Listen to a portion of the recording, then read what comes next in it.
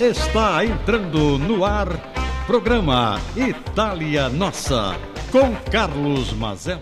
Bom, gente, eu tenho uma enorme satisfação de apresentar a revista Itália Nossa, edição 42, que tem na capa o nosso entrevistado no quadro Personalità deste programa, do 7º programa. E nada mais, nada menos, nós vamos falar sobre ciência e espiritualidade. Vários temas onde nós vamos abordar os 8 livros do Dr. Paulo César Fructuoso, que tem origem italiana, de Menezes, que assim ele pronuncia, e nós vamos conhecer um pouco essa origem também do Dr. Paulo César Fructuoso neste programa, que muitos não sabem. Então é uma revelação que a Itália Nossa, através desse programa, tem o orgulho e a satisfação de anunciar a vocês. Eu quero chamar a atenção na entrevista no quadro Personalità, que vai ter um momento que ele relata um acontecimento que lhe chamou muita atenção. E incrível que pareça, no meu acervo, eu tenho exatamente esse acontecimento. Então não estou querendo chamar a atenção como curiosidade, mas sim o fato existente. Então aprecie na nossa entrevista exatamente esse momento onde você vai conhecer que nem o próprio Paulo sabia desse acervo. Então vai ser uma satisfação enorme poder corroborar no depoimento onde o Dr. Paulo César Fructuoso menciona no seu primeiro livro A Face Oculta da Medicina. Então, nós teremos também nesse programa outros quadros, como vocês que estão assistindo. Já de antemão agradeço muito a divulgação, a forma como vocês estão tratando o nosso programa nas comunidades italianas. Enfim, o mais importante é que você possa apreciar os quadros que aqui estão sendo divulgados através da nossa parceira da RAI, Rádio e Televisão Italiana, com lindas imagens, com um conteúdo maravilhoso, como é o quadro Mangiare Bene, que nós vamos falar sobre truta. Exatamente esse quadro especializado, né, não só pela cultura italiana, mas no mundo, mas a forma diferenciada que o italiano trata na criação da truta. E na passeggiata italiana, você vai conhecer as famosas fortalezas, né? Então é interessantíssimo esse 7º programa. Bom, gente, também nós temos no quadro La Giostra, na arte e de animação. É uma matéria muito interessante, onde você vai conhecer no quadro La Giostra.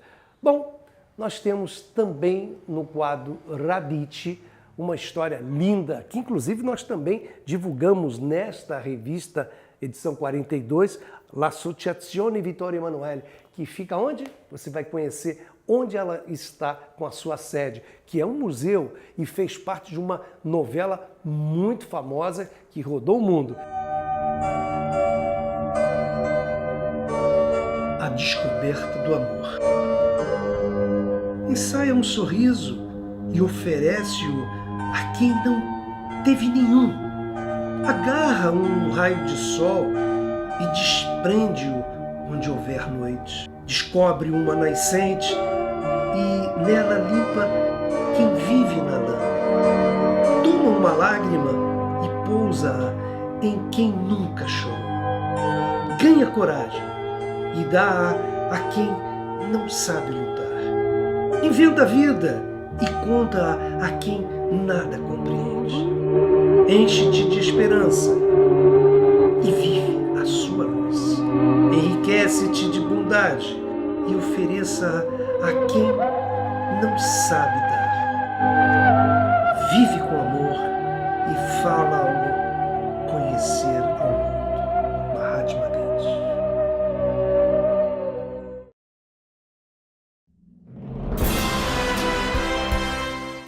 Aqui hoje, no consultório do Dr. Paulo César Fructuoso, ele carrega um nome de origem italiana, onde exatamente o Paulo conseguiu, através de vários estudos, né, da árvore genealógica, identificar essa origem italiana.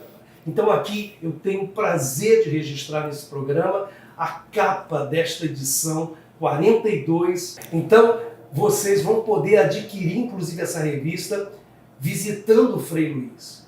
que é a entidade, o Lar de Frei Luiz, que é uma história linda e maravilhosa, com livros registrando histórias fantásticas de como este educandário vem hoje assistindo milhares de pessoas e nos dois planos da vida.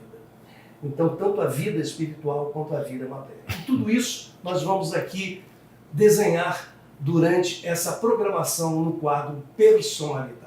Nós estamos nas 76 afiliadas do Portal BRIM, que é o Portal Brasil, Rede Internacional de Mídias. Então, o Paulo está na Itália, está no Canadá, está em Portugal, está na França, enfim, qualquer um celular, www.pbrim.com.br ou no site da Itália Nossa, italianossa.com.br, você vai acessar exatamente essa entrevista online. Diga-se de passagem, o que o leitor pode usufruir, pode exatamente aprender, revelando os segredos, revelando os mistérios e, principalmente, o tema do livro, que é a face oculta da medicina. O que tem de oculto nessa medicina nossa tradicional? A pergunta que ele acaba de fazer tem uma origem em 1978. Nós estamos em 2023. Quando eu, chegando à minha residência, encontrei o meu pai, era uma quinta-feira, eu estava no quarto ano de medicina, com meu pai, um poderoso médium vidente e também de efeitos físicos, com uma imensa mancha de sangue na camisa de uma possível cirurgia hiperfísica ou espiritual que ele tinha sido submetido no Centro Espírita Lar de Frei Luiz. Olha, como é que um acadêmico de medicina do 4º para o 5º ano vai se sentir numa situação dessa? Principalmente se ele não vê nenhuma cicatriz. Bem, então aquilo despertou uma curiosidade científica em mim. Eu não acredito em milagres, nem acredito em sobrenatural. Acredito em leis físicas, químicas e biológicas que a nossa ciência ainda não alcançou. E eu só tive tempo de me dedicar à pesquisa desses tais fenômenos, cirurgião que sou, em 1978. E esse fenômeno que aconteceu com meu pai foi em 1972. E aí eu tive que tomar uma grande decisão na minha vida. Ou nada disso está acontecendo, ninguém vai se entregar à mão de um cirurgião anestesiado que acredita em fantasmas. Principalmente se esse cirurgião confessar que acredita em fantasmas cobertos por lençóis. Ou então eu vou me virar para o outro lado e vou pesquisar na ciência e na história se ao longo da nossa humanidade alguém testemunhou e presenciou os mesmos fenômenos que eu estava vendo e presenciando desde que ingressei no Lar de Frei Luiz. E aí fiquei surpreendido, surpreso, estarrecido em encontrar grandes nomes da ciência e da história, inclusive prêmios Nobel de Medicina e de Fisiologia, que tinham pesquisado, estudado, presenciado, testemunhado os mesmos fenômenos que eu estava presenciando e testemunhando. Então, eu cheguei à conclusão de que eu nunca mais deveria parar de pesquisar tais fenômenos. Que chegou no momento que eu achei que eu tinha que publicar esse livro a todos os interessados, mas principalmente a quem? A classe a qual eu pertenço, médica, na qual aproximadamente 80% dos seus participantes, ou seja, médicos, não conseguem acreditar em nada além da matéria tangível.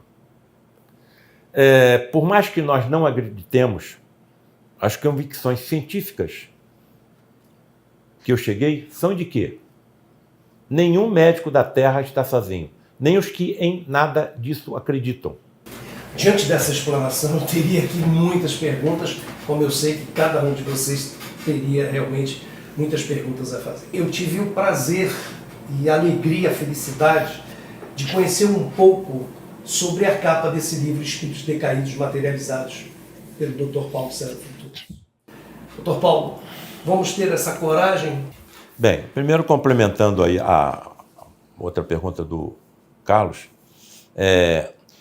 enquanto nós, por exemplo, como psiquiatras, como psicólogos, acreditarmos que a vida começa com a união entre um espermatozoide e um óvulo e termina com a morte, com a cessação do funcionamento dos nossos órgãos nobres, nós estaremos a meio caminho da solução das doenças psíquicas e das doenças mais profundas, digamos, psiquiátricas. Por quê? Porque essas doenças estão associadas, na sua maioria, a influências negativas de inteligências, digamos assim, negativas, que buscam alguma forma de vingança, que buscam alguma forma de se aproveitar das nossas inferioridades, dos nossos instintos ainda mais próximos da animalidade. Bem, me parece que essa revelação está nesse livro, Espíritos Decaídos e Materializados, da existência de tais inteligências.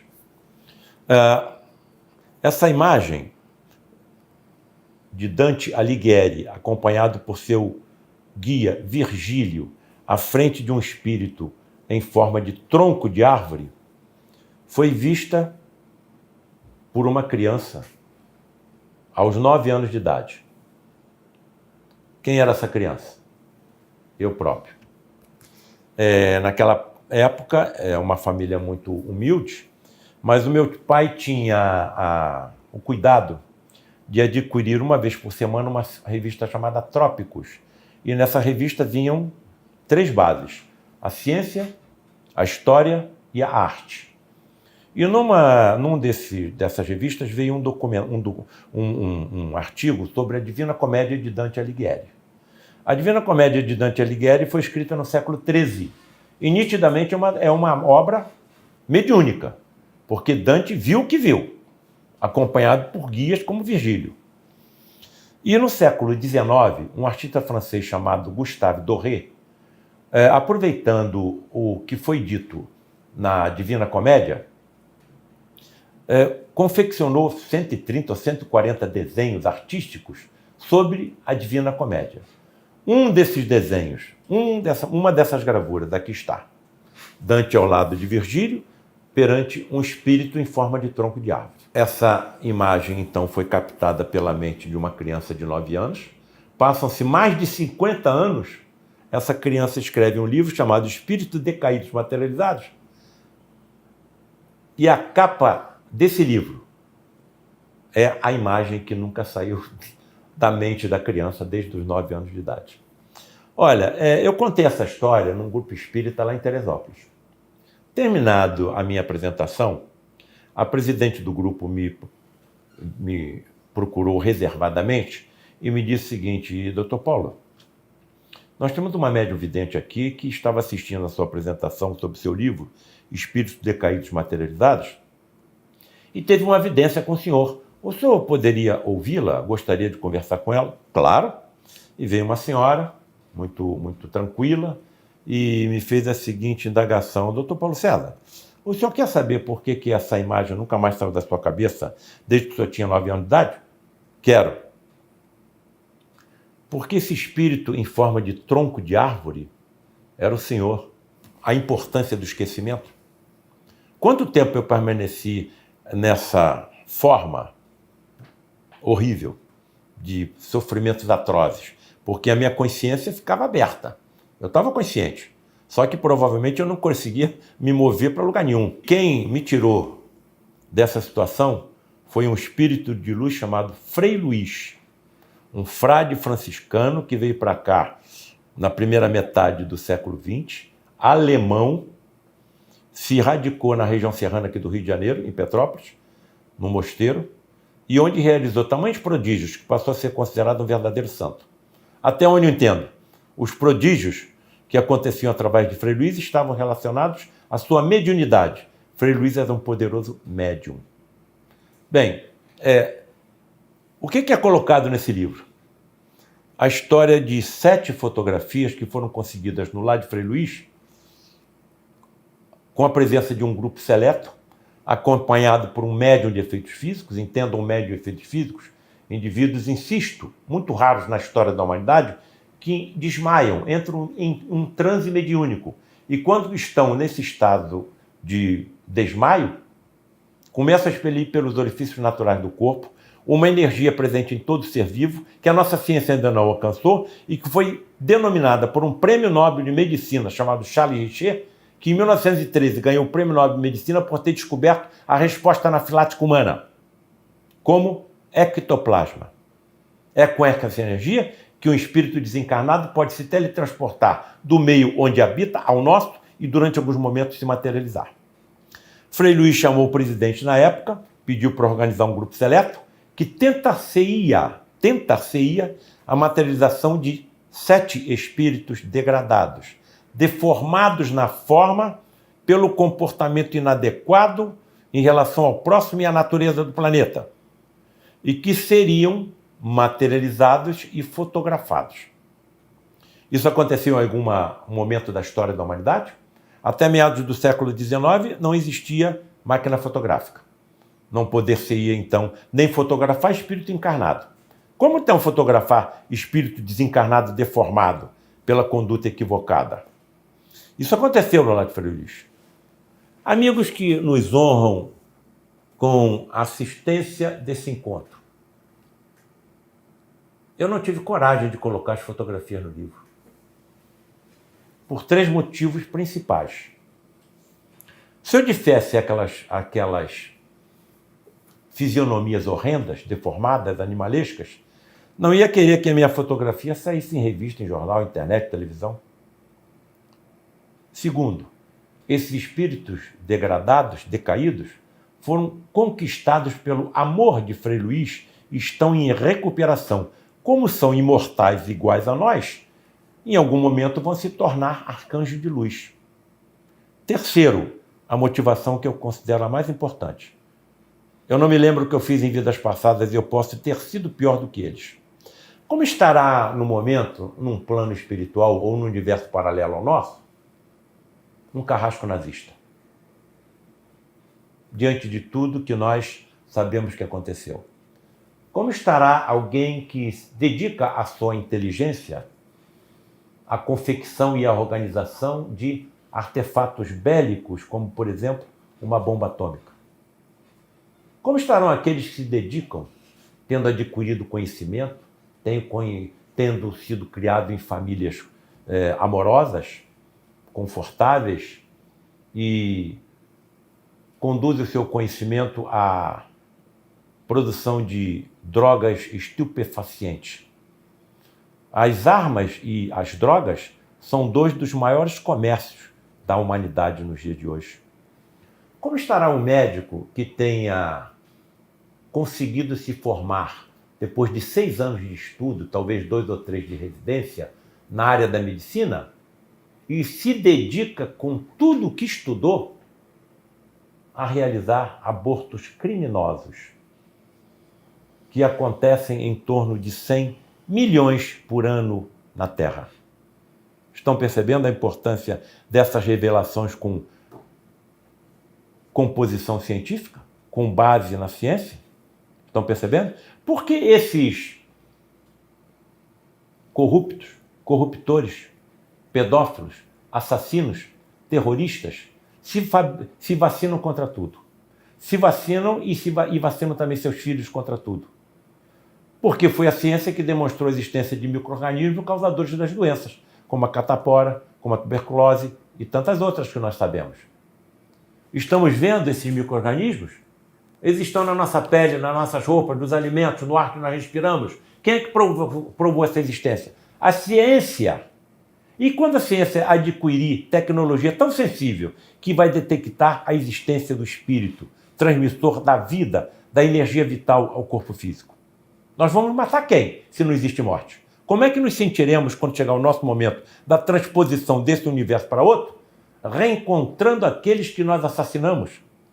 Estão percebendo a importância de encontros iguais a esse? Dessas revelações científicas com base no Espiritismo? Estamos apresentando programa Itália Nossa, com Carlos Mazzello. A revista Itália Nossa traz a Itália mais perto de você. Se você, ítalo-brasileiro, admira uma boa informação, não pode deixar de ler esta revista bilíngue. Veja o que você vai encontrar ao adquirir sua revista Itália Nossa.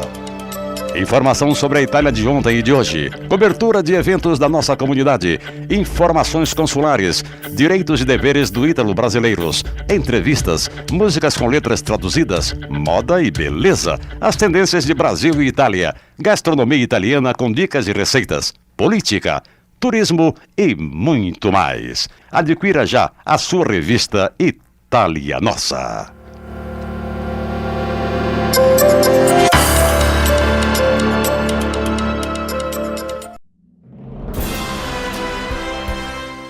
Esse livro, inclusive, vai ter uma palestra do dia 14 a 16 de abril. O Dr. Paulo simplesmente nos brindará falando um pouco dessas figuras que são famosíssimas diante do nosso planeta Terra, onde eu passo a palavra fazendo uma pergunta: alienígenas ou médiuns? Visto que esse tema cada vez mais vem aguçando o interesse de toda a nossa humanidade. Fazer com que haja um despertamento, né, de Jesus, de Tesla, de Maria e das próprias pirâmides, de Einstein, enfim, o que nós podemos aqui aprender? Nós estamos sob um governo planetário de um Cristo chamado Jesus. O que é um Cristo planetário? Um espírito que adquiriu tamanha evolução em ciência e tecnologia, em sabedoria e em amor, que lhe foi concedido pelo tal Criador, que eu não entendo o que seja, por enquanto só tenho absoluta certeza de que ele existe. Como é que eu vou acreditar num ser que cria múltiplos ou infinitos universos, que se interpenetram pelos outros? Por enquanto só tenho certeza que ele existe, porque o universo não pode ser obra do acaso, nem a vida pode ser obra do acaso. Tamanha é a evolução desse Cristo Jesus, que algumas informações mediúnicas confiáveis dizem que os sistemas planetários onde ele se desenvolveu nem existem mais. Bom, se ele é um Cristo planetário, ele nos comanda desde que o planeta Terra era simplesmente uma poeira cósmica desprendida do Sol. Isso aconteceu há 4 bilhões e 500 milhões de anos. Então, há 4 bilhões e 500 milhões de anos, Jesus já era Jesus. Isso me dá uma base de tranquilidade muito grande, porque eu abro a mídia e vejo as geleiras estão desaparecendo, o aquecimento global está aumentando, as espécies estão sendo exterminadas. Claro que eu me preocupo com isso tudo, mas eu estou depositando a minha confiança em quem? Em um Cristo planetário que comanda esse planeta há 4 bilhões e 500 milhões de anos. E ele vai deixar o planeta desaparecer em algumas décadas? Não. Determinados limites não serão ultrapassados, porque nós não estamos abandonados. Por que eu escrevi esse livro? Eu falei numa substância energética chamada ectoplasma, que já foi várias vezes fotografado, inclusive com pesquisadores do final do século XIX e início do século XX. Só que eles não tinham as informações precisas, importantíssimas, que nós recebemos através da mediunidade de Francisco Cândido Xavier. Através de quem, por exemplo, um médico chamado André Luiz nos trouxeram informações preciosíssimas para a nossa evolução e para a aceleração da nossa evolução. Quando o ectoplasma é fotografado, ele aparece com o aspecto de uma espuma de barba, se extravasando principalmente pelo nariz, pela boca e pelo ouvido do médium. E eu estava sentado na sala da minha residência, assistindo um documentário denominado Alienígenas do Passado. E estavam falando sobre a construção da pirâmide de Gizé, dizendo que ali foram colocados 2.300.000 blocos de pedra pesando entre 6 e 80 toneladas. 6 ou 80 toneladas. E esses blocos de pedra foram removidos de uma pedreira localizada a 900 quilômetros de distância há mais de 4.000 anos antes de Cristo. Numa época que não se conhecia a roda, nem o ferro, nem o aço, evidentemente. E essa pirâmide foi elevada ao longo de 20 anos. Ao longo de 20 anos, teria que se colocar um bloco de pedra a cada 2 minutos e meio. Bem, qual é a conclusão que os historiadores modernos chegam? alguma tecnologia alienígena foi utilizada na construção dessas pirâmides, porque os construtores egípcios da época não tinham ferramentas suficientes para elevar a pirâmide de Gizé. Eu estou assistindo. Eu gosto muito de assistir esse tipo de documentário histórico, né? Principalmente quando se relatam a vidas extraplanetárias. Num determinado momento, o apresentador diz o seguinte: foram encontradas em algumas paredes de túmulos do Egito alguns escritos, alguns afrescos que relatam que os antigos construtores egípcios sabiam como colocar uma estranha substância branca por baixo das pedras e, quando isso acontecia, elas eram facilmente elevadas e transportadas. Olha, se vocês estão diante de alguém que estuda tais fenômenos há 45 anos, o que vocês acham que se passou comigo naquele momento? Substância branca? Energética? Manipulada transportando pedras? Blocos de pesando até 80 toneladas? A quantidade de energia ectoplasmática existente em nós é inacreditável. E eu posso até citar tão somente a energia física existente no meu corpo. A ciência está dizendo que eu tenho 7 octilhões de átomos no meu corpo. 7 vezes elevado a 10, a 23, a 26. Sei mais o quê? 7 octilhões de átomos. Qual é a energia existente em 7 octilhões de átomos? Eu fiz essa pergunta a amigos físicos. Dá para você calcular a quantidade de energia atômica existente num corpo, por exemplo, pesando 85 quilos de massa física? Passaram alguns dias, eles voltaram a entrar em contato comigo. Olha, Paulo César, nós calculamos a energia que você nos pediu. Não sei se você vai acreditar, mas a energia existente num corpo físico de 85 quilos pode ser comparada à energia produzida pela usina de Itaipu em 100% de sua produtividade, trabalhando ao longo de 6.350 dias. Essa energia que eu tenho só no meu corpo físico? Sem falar no meu corpo extrafísico? Será que se eu conseguisse manipular tamanha quantidade de energia de forma inteligente, eu ia acalmar o mar e o vento, pelo menos em volta de onde eu estivesse? Será que foi isso que Jesus fez há 2000 anos atrás? Agora, isso é uma gota d'água diante da energia que ele manipulou na construção de um planeta inteiro como a Terra. A mediunidade era muito conhecida no Egito Antigo. Quem mandava no país eram os sacerdotes, não era o faraó.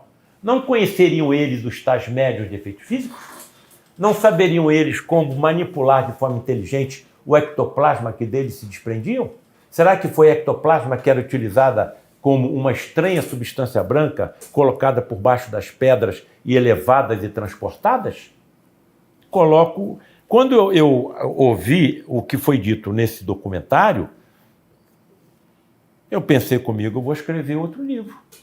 Nesse livro aqui, Alienígenas ou Médiuns, eu analisei uma série de descobertas que auxiliaram a nossa evolução científica. Me parece que nós vamos, à medida que progredimos como humanidade, adquirindo merecimento para que essas informações nos cheguem. Por exemplo, Fleming, ele abriu as portas para a descoberta dos antibióticos. Através de uma série de coincidências inacreditáveis, ele chegou à porta da abertura para a penicilina. E a mesma coisa acontece com uma série de cientistas, como, por exemplo, o Mendel. Eu tinha um professor de biologia que disse que a sorte de Mendel foi alguém que tivesse acertado na loteria 7 vezes seguida. Estamos apresentando programa Itália Nossa, com Carlos Mazzello. Bom, gente, conforme a minha promessa, a senha deste programa tá aqui, ó. Então é só você agora guardar essa senha, entrar no site e fazer o teu cadastro. Importante, hein? Não esqueça, são somente para os 10 inscritos, tá? Ou seja, você tem que se apressar. Então, os 10 primeiros ganharão esse prêmio. Então, ó, a senha aqui, tá bom? Confira com o exemplo e confira realmente com as palavras do Dr. César Frutuoso sobre esse livro, A Medicina Mediúnica do Futuro. Dois principais motivos são utilizados pelas inteligências comandadas pelo Cristo planetário para que tais fenômenos extremamente raros, perigosos, com manipulação de grande quantidade de energia, aconteçam no estágio evolutivo em que a nossa humanidade se encontra. Primeiro, atendimento a pacientes graves que a nossa medicina pouco pode resolver, pouco pode ajudar, principalmente cancerosos. Porque quem mais se teletransporta e se materializa nesses encontros são médicos, trazendo uma medicina ultra evoluída em relação à nossa. Segundo motivo menos importante, lampejos, clarões, relâmpagos lá no horizonte do que será a medicina mediúnica do futuro, aonde os médicos serão poderosos médiums, ostensivos. Já somos hoje não ostensivos, mas não percebemos.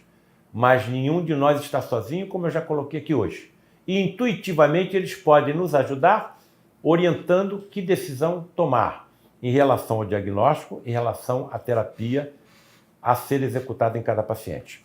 Então, Dr. Paulo, o que nós temos aqui para aprender com este livro, Planos Espirituais ou Universos Paralelos? Olha, quando eu escrevi esse livro, eu tive que fazer uma revisão profunda da física dentro das minhas possibilidades como médico que sou. Eu não sou físico, eu sou médico.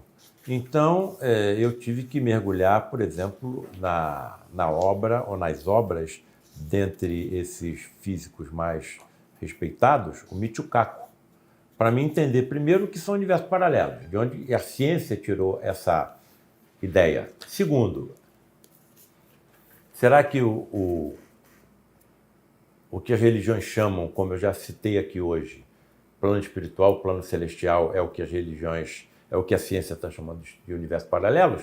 Eu sou muito cuidadoso, eu coloco como hipótese. E, evidentemente, como eu sou imortal, vou desencarnar e vou saber se essa minha hipótese é correta. Se for, eu acho que nós temos que continuar na nossa evolução. Eu estou tentando acelerar o conhecimento nosso, principalmente médicos, como ele citou, de quem somos, de onde que nós viemos e para onde é que nós estamos indo. Onde é que eu estava antes de aqui chegar? No momento que eu passar pelo fenômeno natural da morte, eu vou para onde? E quem que eu vou encontrar lá? Os meus entes queridos, os meus amigos? E qual será a física e a biologia desses universos paralelos ao nosso? O Paulo vai realmente colocar de uma maneira para que a ciência também estude mais essa doença. E falando de câncer, onde Paulo, inclusive em seus livros, nesse livro principalmente, onde ele nos contribui muito com ciências espiritualizadas, ou espiritualistas, melhor dizendo, câncer, aspectos históricos, científicos e espiritualistas. Então esse livro, que eu vou passar a palavra para o Paulo, é para que você tenha uma atenção redobrada por que o câncer vai aumentar. Bem, é uma das principais doenças kármicas que eles nos explicaram, né? Agora, você tem duas formas de adquirir essa doença. Primeiro, você pode se lançar na direção dessa doença. Eu considero o tabagista um suicida. Porque no tabaco queimado tem uma partícula chamada 3,4-benzopireno, que é uma das mais poderosas partículas cancerígenas que a ciência conhece. E isso está colocado. Esse produto mata. Esse produto mata. Se você faz uso desse produto, você está se suicidando. Então, é uma das vertentes do câncer. Você se atira na direção da doença. Evidentemente, o alcoolismo vai aumentar a probabilidade de câncer do fígado, do pâncreas, não é isso? As partículas cancerígenas são eliminadas pela urina, aumenta a probabilidade de câncer de bexiga, de câncer no rim, etc, etc, etc. Outra coisa que eu chamo a atenção é a ingestão maciça de carne vermelha, rica numa partícula denominada radical livre de oxigênio, com meia vida de segundos, mas suficiente para lesar o ADN de alguma célula. Então, tudo isso já está desvendado pela ciência. Agora, a ciência não desvenda, por exemplo. Por quê? um feto pode adquirir uma tumoração maligna. Um feto pode adquirir uma tumoração maligna. Por que indivíduos que têm cuidado com aquilo que come, com o cuidado que tem com o seu corpo físico, adquirem a doença?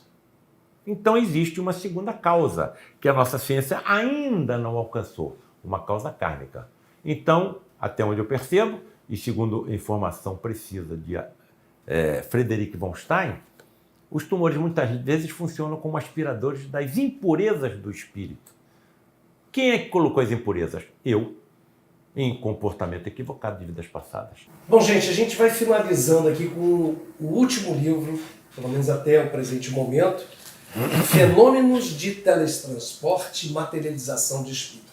O Paulo, em sua entrevista, muitos relatos estão nesse livro.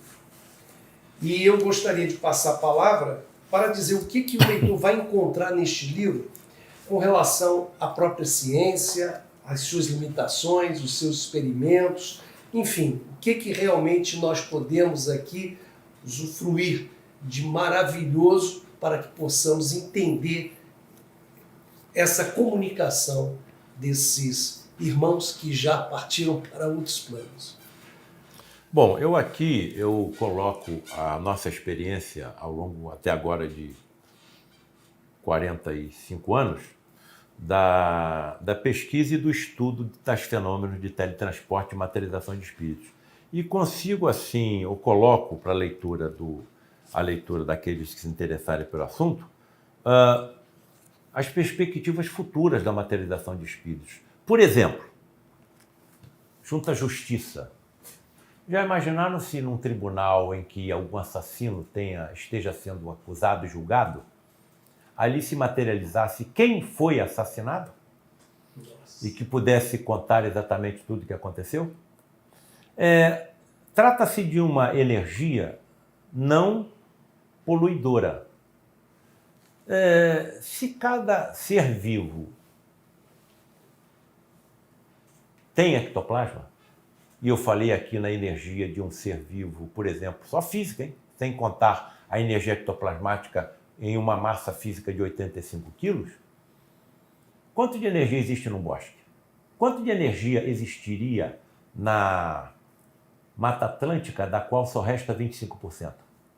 Quanto de energia ectoplasmática não poluente existe na Amazônia? Existe numa árvore, existe no vegetal. Estão percebendo o que está se descortinando à nossa frente? Uma ciência assustadoramente mais complexa e profunda do que tudo aquilo que nós possamos imaginar. Agora, isso tudo será dominado e compreendido pela ciência do futuro.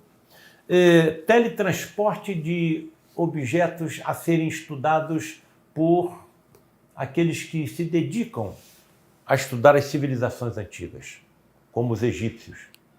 Eles estão dizendo que sabem como teletransportar objetos de um local para outro. Isso aconteceu no Lago Frei Luís. Teletransporte de armas da Idade Média, de espadas, de garruchas, etc, etc, etc.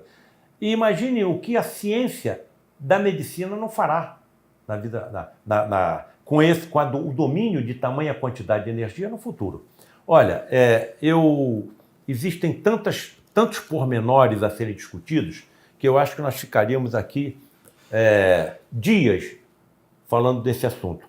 Eu aconselho aqueles que se interessarem a ler esse livro, Fenômenos de Teletransporte e Materialização de Espíritos. Abusando da amizade e dessa gentileza, Paulo, só me diga um pouquinho da sua vida ítalo-brasileira, da sua cultura italiana, da sua raiz. O que você poderia aqui registrar, né, dessa vida dos seus ancestrais, do que você já conhece e o que você realmente vem aí agora fazendo com que as futuras gerações possam se orgulhar das nossas tradições, da nossa cultura? Bem, hoje meus avós são italianos, de Nápoles, e se conheceram em um navio vindo para o Brasil. A escravidão tinha terminado e o meu avô veio para o Brasil para trabalhar como capataz em uma fazenda lá no interior de São Paulo, no município de Carlos Gomes, próximo a Campinas. Bom, se conheceram e se casaram, e eu sinto assim um grande orgulho de ter essa descendência italiana. Grande parte da cultura da humanidade, ela vem da Itália, ela vem de Roma, não é isso? Então, eu acredito que isso tudo esteja dentro de um planejamento. E se nós conseguirmos despertar a curiosidade científica dos italianos, o interesse pela aproximação do espiritismo, do catolicismo, eu acho que nós teremos dado um grande passo na direção da salvação da humanidade. Já imaginaram o Papa, que comanda milhões e milhões de seguidores, colocando essas verdades dos seus discursos, das suas orações? Nós vemos muitas vezes o Papa se dirigir, que está orando por tais acontecimentos, como, por exemplo, o que está acontecendo na Ucrânia. E se ele, e que acredito que tenha certeza do que acontecerá com aqueles que estão promovendo tamanha destruição depois da sua desencarnação, colocasse também essas advertências nos seus colóquios, nas suas pregações e nas suas orações. Então, fica aí a semente lançada. Vamos aguardar que certamente mais cedo ou mais tarde tudo isso frutificará. Agradeço imensamente a oportunidade desse colóquio, um encontro extremamente importante e que lancem as sementes, divulguem o que aqui nós conversamos nessa tarde tão assim importante na evolução espiritual de todos nós. Eu só tenho que agradecer a esse querido irmão e registrar aqui meu apreço, minha admiração e a responsabilidade tamanha que não só o Dr. Paulo, eu, todos aqui que estão contribuindo para que possamos realmente divulgar esse trabalho, mas que, como o Dr. Paulo acabou de dizer, façamos realmente cada um de nós tenhamos uma motivação para que possamos despertar nas futuras gerações um mundo melhor. E começa pelas nossas boas ações. Graças a Deus. Namastê. Instituto Brasileiro de Línguas, Unidade Sanstenha, localizado na Rua Baltazar Lisboa 10, ao lado do Shopping Tijuca. Idiomas para a maturidade com turmas exclusivas pela manhã e à tarde, presencial e online. Participe do nosso clube. Oferecemos programa de extensão cultural, experiências do cotidiano com turmas pequenas ou individual, aulas interativas, promoção especial. Ligue agora.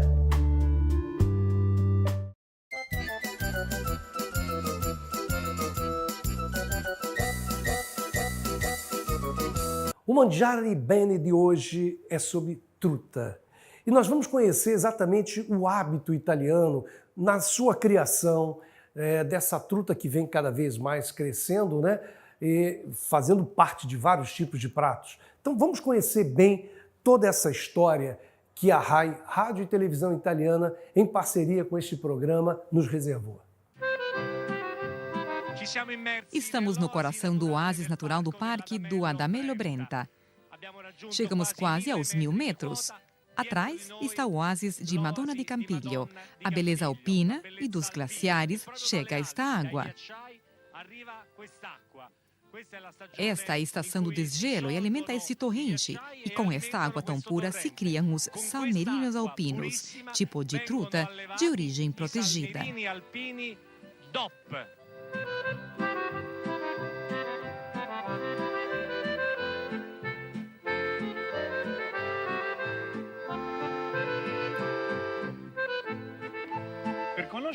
Para conhecer nossos salmerinos, temos a presença do criador Roberto Grossi. O que são os salmerinos? O salmerino é um peixe de água doce que pertence à família dos salmões, como a truta e o salmão. É um peixe de águas muito frias e puras. Águas puras são as que alimentam estas pias, onde criam os salmerinos que há pouco recebeu a certificação DOP.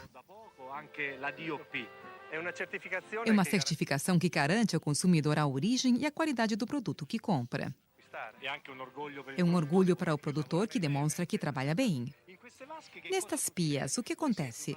Vocês têm um criadouro com ciclo fechado, não é? Sim, compramos todas as fases do criadouro dos reprodutores que dão os ovos, o sucessivo engorde, até chegar aos cortes comerciais.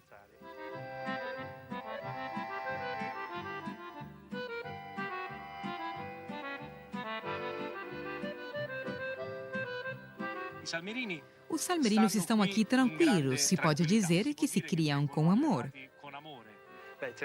Certo, é um peixe muito difícil de criar, precisa de uma alimentação de qualidade muito elevada. Se pode dizer que tem um crescimento como se estivesse na natureza.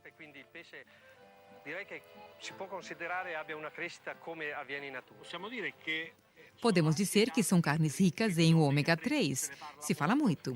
Os nutricionistas nos falam muito do ômega 3.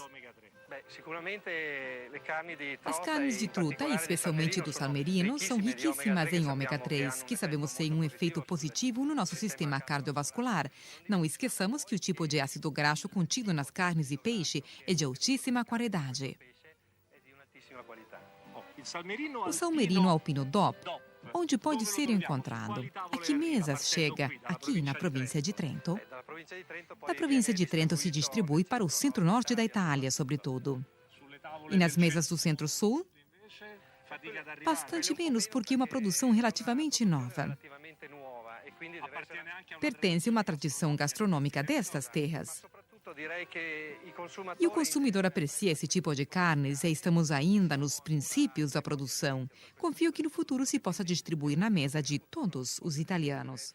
Salve, sono Luciano Bruno e sono qui per salutare tutti gli amici di Italia Nossa e sono sicuro che voi parteciperete sempre con allegria a questo bel programma. Ciao!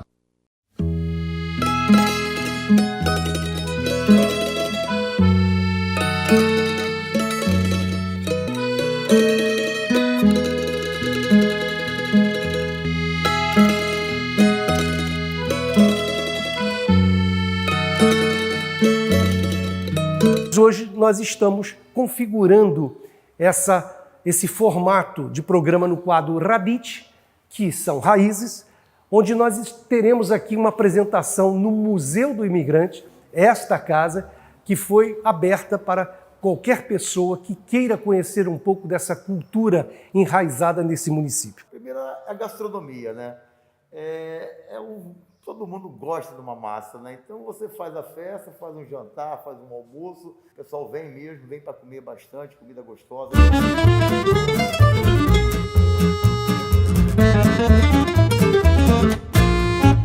E a cultura a gente vai preservando com as fotos, né? Às vezes aparece coisa que estava antes de coisa mais velha do que já está aqui, né? Às vezes agora vão chegar mais fotos de outros descendentes.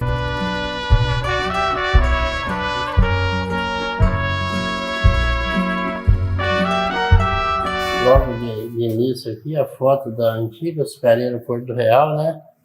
Que foi onde os colonos chegaram aqui em Porto Real. O destino deles, a gente já sabe que era Santa Catarina, mas ficou aqui em Porto Real. E vieram para trabalhar na cana-de-açúcar. Eu sei que muitas peças aqui foram, inclusive, exibidas na novela Terra Nossa. E também muitas fotografias que foram, evidentemente, levantadas, né, através das inúmeras famílias italianas que doaram, que muitas, inclusive, estão sendo enaltecidas. A gente procura muito manter essa tradição, né? Essa Casa do Imigrante é um museu municipal, né, da poder público, mas tem muita coisa ligada com a associação, peças, artigos, tudo que tem aqui, muita coisa veio da associação também. A gente tem uma parceria muito boa com eles.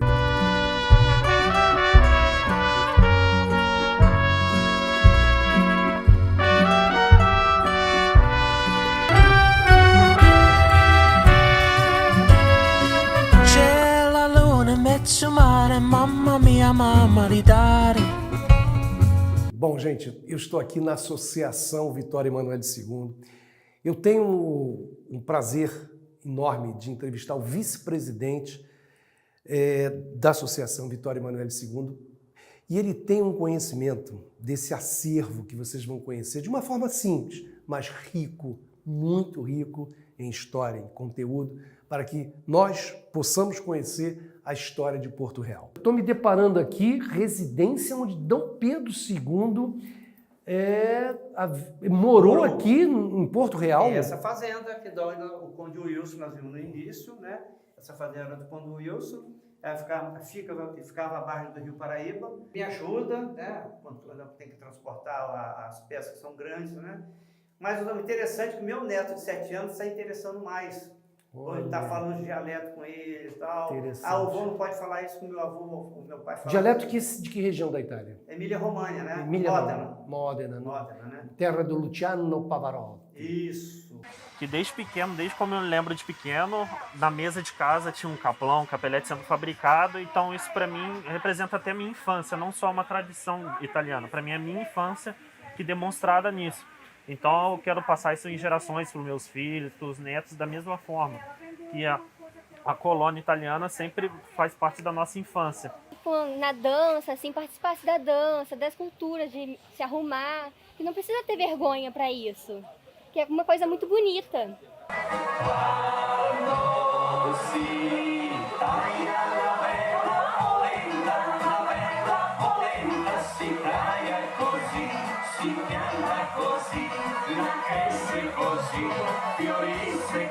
Então foi um marco para a nossa cidade, porque aqui chegaram os italianos, né? E todos passaram e muitas pessoas vieram aqui e falaram que tinha que ter uma fundação só dos italianos.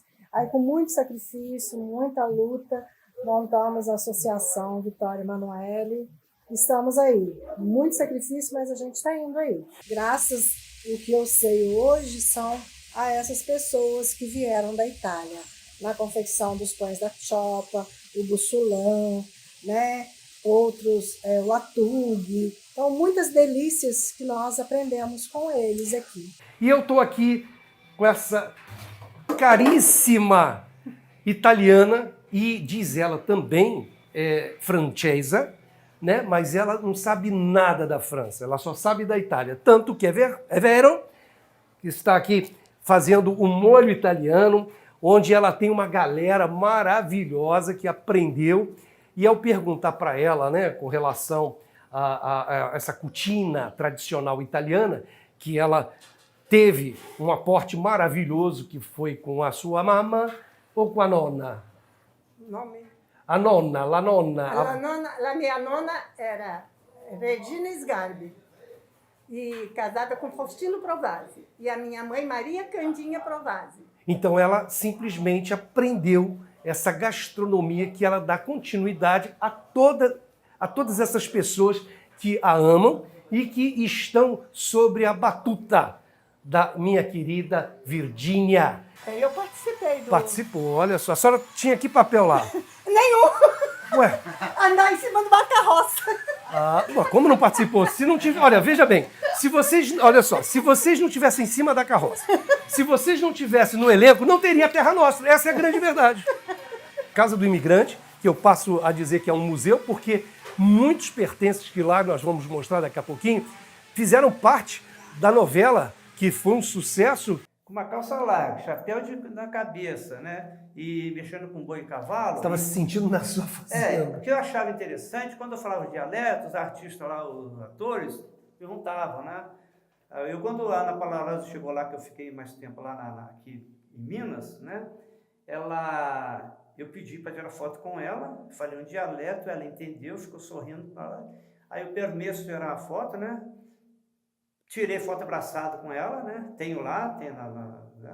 Não chame nenhum italiano de carcamano, né? E eu vou te explicar por quê. Carcamano quer dizer, lamentavelmente, é uma forma pejorativa. Por quê?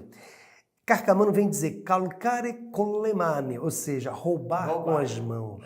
Então a pessoa com a balança roubava o cliente com as mãos. Olha lá, essa é bem mais pesada. Olha só. Ele carcamano. Carcamano. Carcamano. Ou seja, exatamente, calcar, roubar com a mão, exatamente para poder se beneficiar do valor econômico. Isso. Onde eu em casa, confesso aqui que eu faço a minha macarronadazinha, o meu alho e óleo, exatamente com um temperozinho de alho, cebola e o azeitezinho. Aí depois, na delícia. E fechamos então essa nossa matéria aqui na cidade de Porto Real, o qual nós agradecemos essa grande oportunidade de ter a colônia italiana no quadro Radici, Raízes, e fazendo com que vocês possam realmente visitar esse município, conhecer a Casa do Imigrante, conhecer o Horto Municipal, conhecer tantos outros redutos, como a escola também, a sede da associação, enfim, tudo isso está sendo mostrado. Mas o mais importante é que vocês conheçam fisicamente, pessoalmente, e venham realmente constatar tudo isso que está sendo mostrado. Arrivederci, ci vediamo più presto.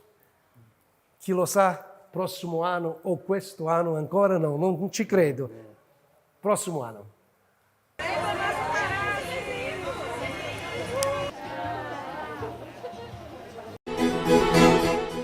Quinta dell'Arte, Mansão Firenze.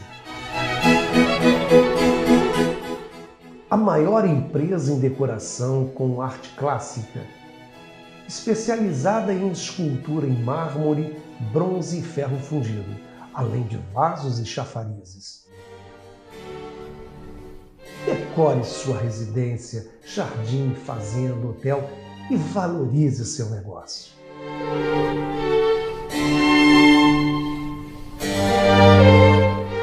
Agende uma visita de segunda a sexta-feira, das 8h30 às 17 horas e sábados, das 9 às 16 horas. E conheça uma pequena Itália localizada no alto da Boa Vista, cercada por um espaço acolhedor, e sinta-se nos jardins de Firenze.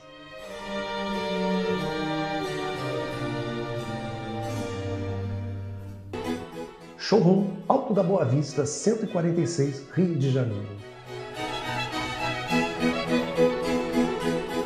Per Questo è Amore, Rai International, in collaborazione con questa emittente, presenta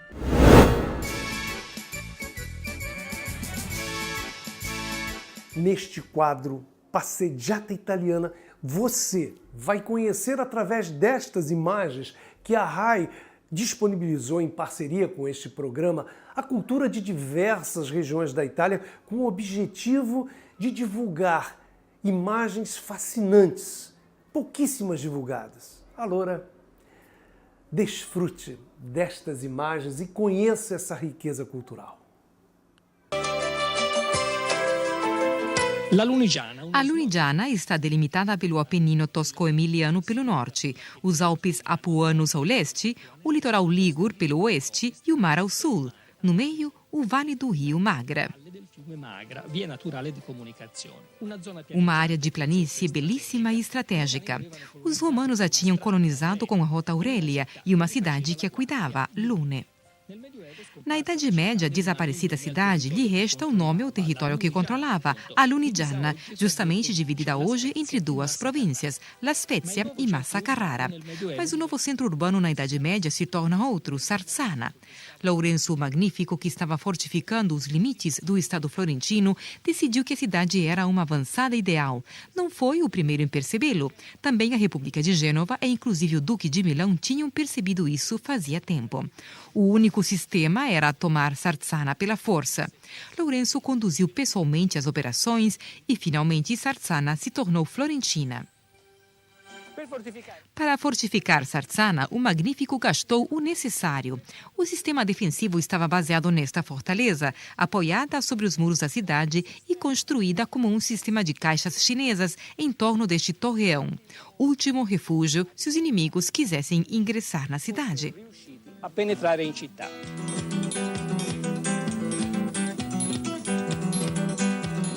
A cidadela de Sarzana pode hospedar pelo menos 1000 soldados e responde à defesa dos golpes das novas bombardas. A fortificação urbana está no centro de uma densa rede defensiva composta por 160 unidades, entre castelos, fortalezas e torres de vigia. A estrutura mais importante é também a mais próxima, apoiada a um tiro de pedra sobre uma pequena altura, que é uma obra de arte da arquitetura militar toscana do 400. É a fortificação de Sarzanello, programada para ser inexpugnável. Uma estrutura extraordinariamente inovadora do ponto de vista tecnológico. Hoje existem os aviões fantasmas, os aviões invisíveis para enganar os radares inimigos. Aqui se pode dizer que, pela primeira vez, se utiliza uma técnica pensada justamente para enganar a arma letal do Renascimento, a artilharia que se baseia no emprego da mais elementar figura geométrica, o triângulo.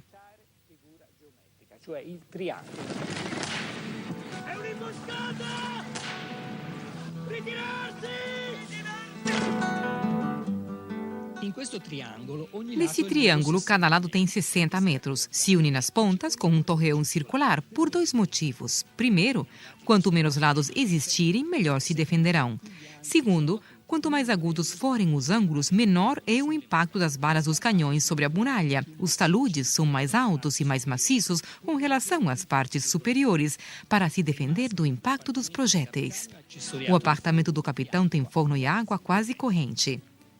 A escada de caracol desemboca no ponto de vigia mais alto, tudo em torno das bocas onde se apoiam as armas de fogo.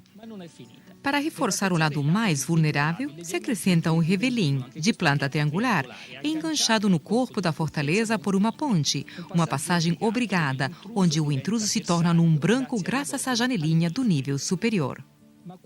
Mas quando está pronto, Lourenço Magnífico morre em 1492. Quando Carlos XIII vai da França para a Itália à caça de terras e riquezas, o filho do Lourenço Magnífico lhe cede fortificações e cidades sem derramamento de sangue para tê-los longe de Florença. Carlos, falto de dinheiro, revende o pacote ao Banco Genovês de São Giorgio, o qual o cede, por sua vez, à República de Gênova. E é por isso que a cidade com a parte ocidental de La Lunigiana está hoje na província de La Spezia, um pedaço da Toscana acabado no exterior, onde os florentinos, donos por alguns anos, têm conseguido deixar uma marca duradoura.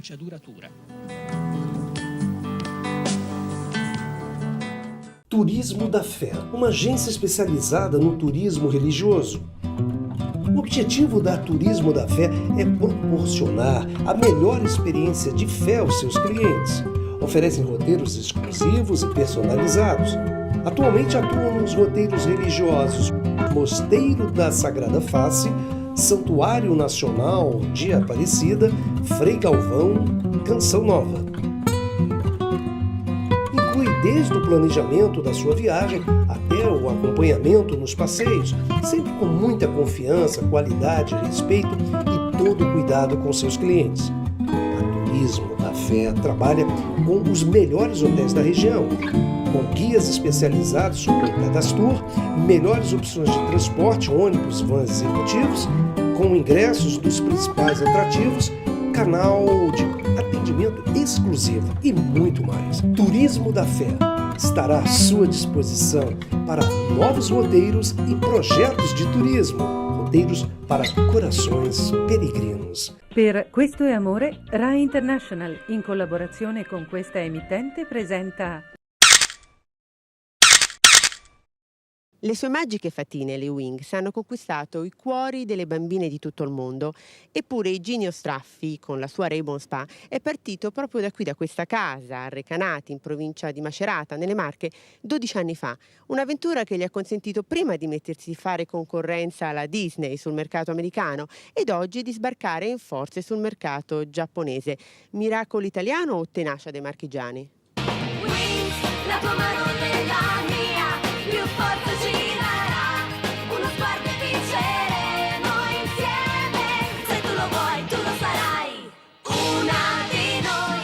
Oggi le Wings sono presenti in 130 paesi nel mondo, in 130 TV nel mondo e ovviamente citiamo l'Europa, che è il paese su cui siamo sicuramente più forti, ma anche l'America, quindi Stati Uniti, e le Wings, ricordiamo, è il primo cartone animato italiano che è riuscito a sbarcare in America, il Sud America e tra poco anche in Asia e quindi in Giappone. per Bloom abbiamo deciso, Aisha, non so, secondo voi questo foulard che ho messo dietro la rende poco riconoscibile, magari è meglio lasciare i capelli sciolti? Secondo me sì, è poco riconoscibile il personaggio. La componente essenziale sta nella loro forza a livello di costruzione di personalità. Ognuna di loro è stata studiata da me nel dettaglio per creare degli stereotipi, chiamiamoli così, ma comunque molto ben definiti, della ragazzina più romantica, più timida ma più riflessiva e più altruista, quella più decisa che è un po' sempre quella che prende le situazioni di petto, che guida anche le altre ma che poi prende anche delle cantonate. Ogni giorno riceviamo quasi 1 migliaio di email da tutte le parti del mondo e in tutte le lingue e cerchiamo di rispondere un po' a tutti tranne nelle lingue un po' più sconosciute che sono il giapponese, l'arabo.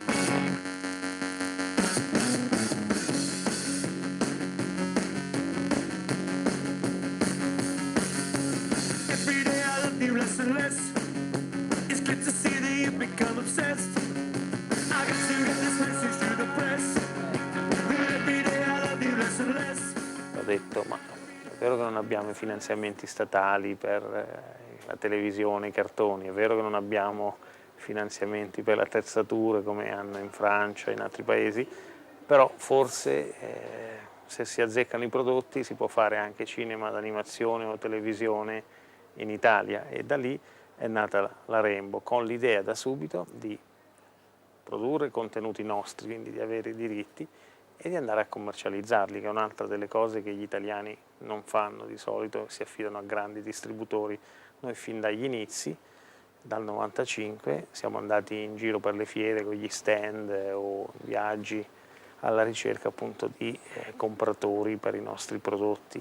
Prima ancora della nascita abbiamo lavorato tantissimo, direi anni interi, non solo sullo studio dei personaggi, per far sì che i personaggi veramente rispondessero alle ragazzine di oggi e alle loro esigenze, ma anche per studiare un piano di marketing e di licensing a priori che fosse pronto con una serie di prodotti in lancio già al momento del lancio della serie TV.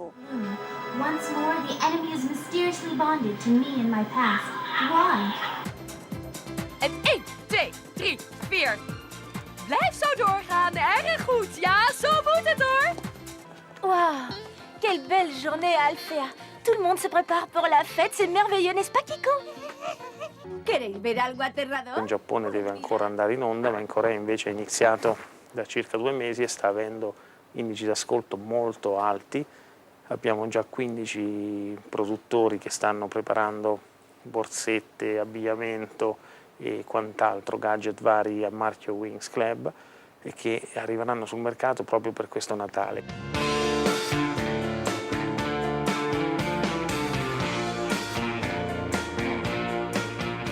L'indotto ha già superato il 1,5 miliardi di euro ed è derivato da una serie di aziende che producono appunto a marchio Wings Club o Monster Allergy o Tommy Oscar, che sono i nostri marchi principali, chiaramente destinato ad aumentare nei prossimi anni ora con l'uscita del film. Hanno incantato gli spettatori di tutto il mondo. Le loro storie hanno catturato milioni di lettori e ora sono qui. Questo film è un viaggio della protagonista Bloom alla ricerca delle proprie origini e dei propri genitori, accompagnata dalle amiche e dagli amici appunto della serie TV. Quindi è una storia universale. Lei parte da molto vicino alla camera e si allontana, cominciando a far vedere il suo vestito che è fatto completamente di luce e di veli. Per noi significa aprire una nuova divisione, tra l'altro abbiamo aperto uno degli studi più grandi d'Europa qui a Roma, appunto la Rainbow CGI, un vero progetto che oltre al film delle Wings avrà un seguito con altri lungometraggi. E per noi chiaramente è una nuova divisione perché non avevamo prima il ciclo del box office e dei DVD, ma insomma i DVD della serie TV valgono molto meno del theatrical e dopo di questo chiaramente anche un aumento delle licenze già a marchio Wings.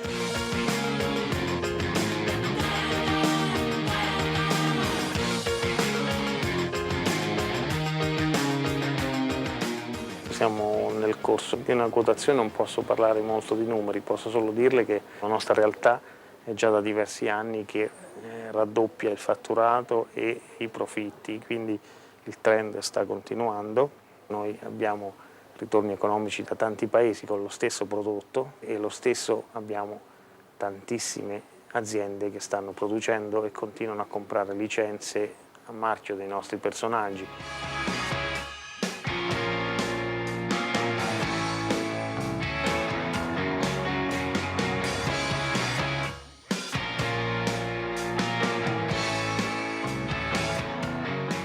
Non solo Winx, tutti i nostri cartoni fin dall'inizio hanno già uno sviluppo, una potenzialità di penetrazione anche all'estero. Facciamo cartoni che possano essere internazionali, questo senz'altro. Da Tommy Oscar, che è stato il primo nostro successo, fino al prossimo successo che sarà Antic, tutti i nostri cartoni vengono sempre prevenduti, prima ancora della definizione della produzione, in Italia e all'estero, perlomeno in Europa, ma non solo.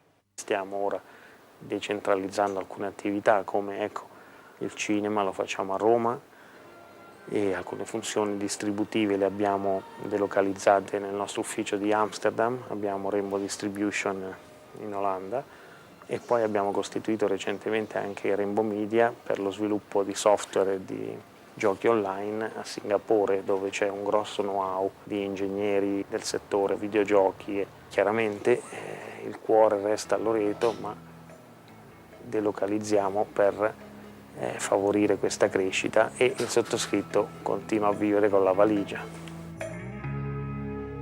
Lasciatemi cantare.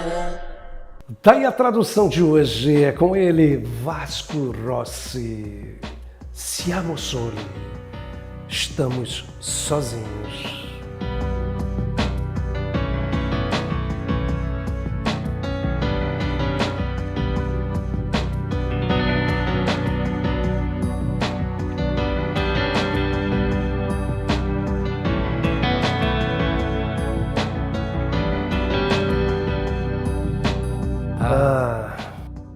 Eu não posso acreditar. Você está nervosa e não sabe por quê. E não é fácil fazer amor e não pensa em mim. E o que você quer responder? Que estamos aqui. Não me ouve.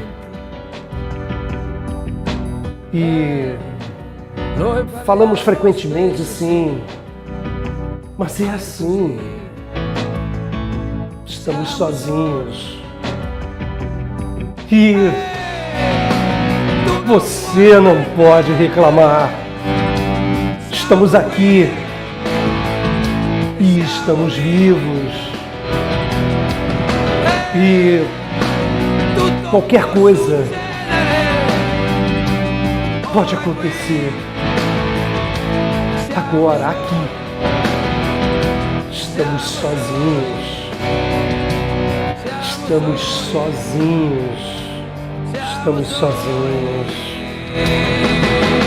Para viver comigo. Você está certa. Você está certa, não é fácil. Nunca foi para mim. Eu que acreditava mais em você, que era possível. Pare de chorar.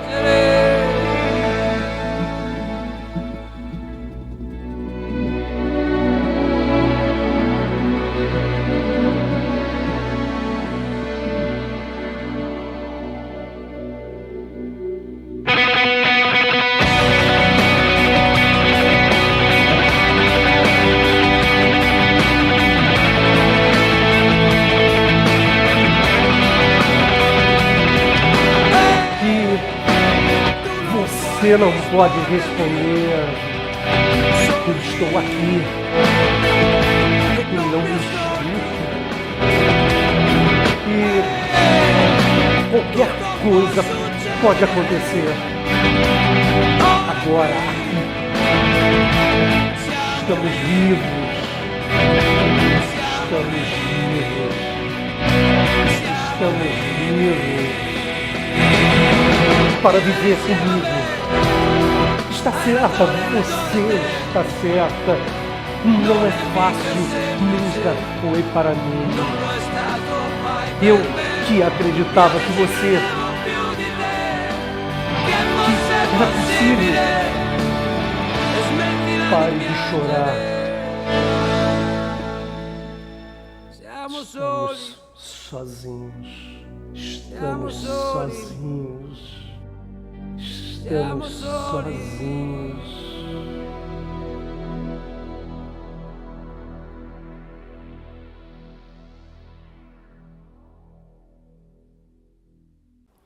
E tá aí, estamos sozinhos para fazer o quê? Exatamente isso, né? O que você pensou, o que a música retrata. Então chegamos ao fim de mais um programa com essa tradução de Vasco Rossi. Uma linda música, Siamo Soli. Estamos sozinhos. Mas na verdade não estamos, né? Eu estou aqui com você aí, estamos juntos, traduzindo essa música que com toda certeza me agradou e espero ter agradado a você. Então até o próximo programa com mais uma tradução. Bom, gente, chegamos ao fim de mais um programa Itália Nossa com Carlos Mazzello. Espero que vocês tenham muito mesmo gostado, como eu faço com tanto carinho, com tanto amor, esse programa dedicado a você há 33 anos. Então nós estamos entrando já no 34º ano da Itália Nossa, que no fim de 2023 estaremos completando 34 anos de projeto Itália Nossa. Então basta você realmente participar, seja na revista, seja no site, seja nos eventos, enfim, no programa também está aberto para você. Então conto com vocês, até o próximo programa.